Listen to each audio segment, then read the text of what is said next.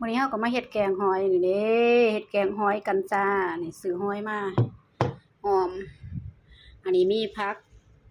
นางเลิศแล้วก็ผักขะแยงแล้วก็ผักตำนินมีเฮ็ดแหน่แกงไปมีสำนีแหละสิแกงหรือว่าออมอยากกินนะคะ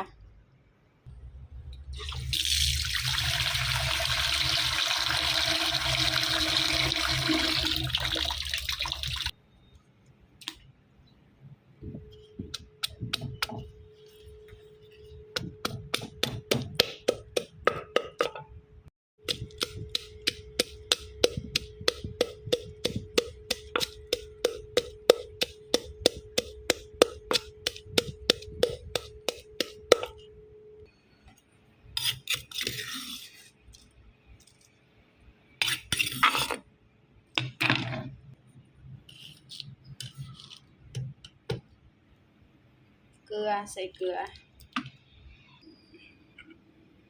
แป้งนัวเนี่ยเป็นผงนัว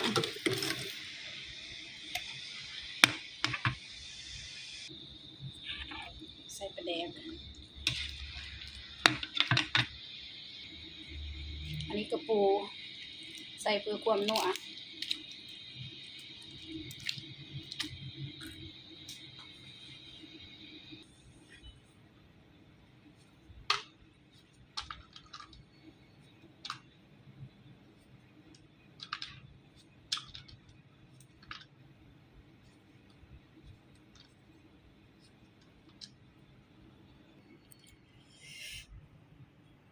บัดนี้เราก็สิเอาหอยกับเห็ดใส่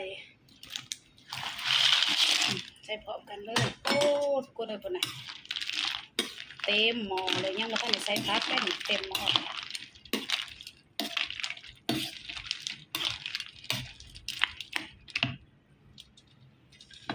นี่ปดแล้ว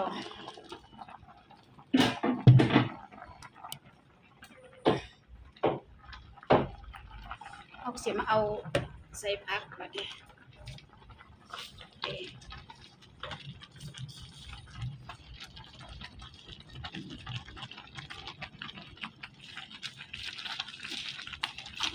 หอมหวยอยู่หอมผักกระแยงผักนางเลิศผักกระแยงผักนางเลิศแล้วก็ผักตำนิใส่กัน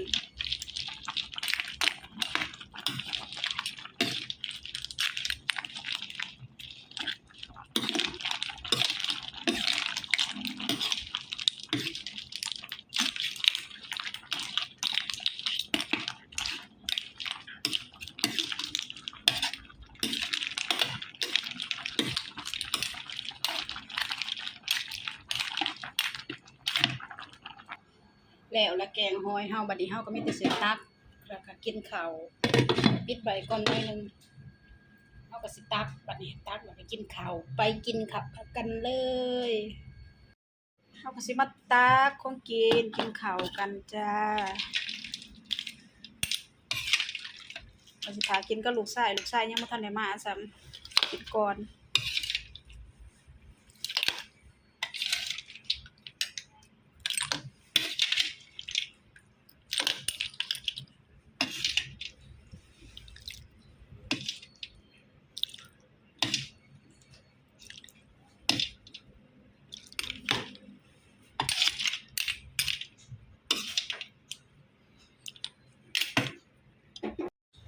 มาเด้อทุกคนกินข้าวบัดนี้สบายดีจ้าสวัสดีนะคะเพิ่งยาบ่ได้สวัสดีเด้อค่ะบ่ได้สวัสดีทุกคนเด้อมากินข้าวกับสาวใหญ่ผ้าเพิดนะคะแกงหอยออมหอยใส่เฮ็ดแน่ใส่ผักแน่ค่ะนี่กินข้าวก่อนหมู่เบิดทุกคนอยู่ในเฮือนนี่แหละตู่ก็ยังบ่ทันได้มาซ้ำอยากกินข้าวก่อนหิวแล้วก็แล้วก็กินบัดนี้มากินกันจ้าหิวข้าว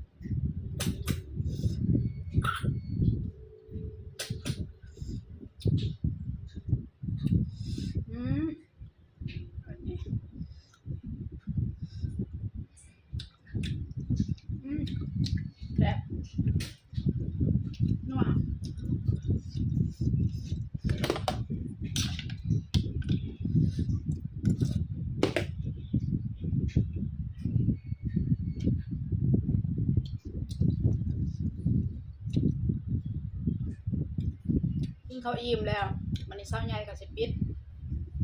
คลิปก่อนเด้อฝากกดไลค์กดแชร์กดติดตามสาวใหญ่พาเพลินหน่อยเด้อค่ะ